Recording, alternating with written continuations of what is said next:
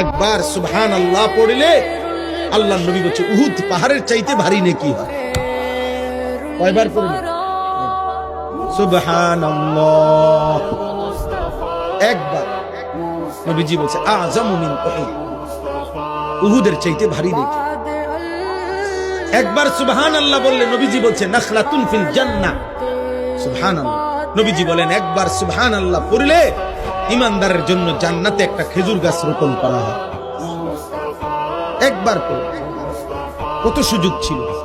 আল্লাহর কোরআনের একটা একটা অক্ষর পড়লে একটা অক্ষরে 10টা করে নেকি হয়।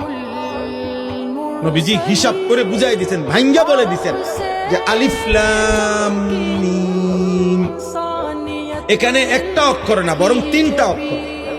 আলিফ লাম মিম 3 অক্ষরে 30টা নেকি, 30টা নেকি।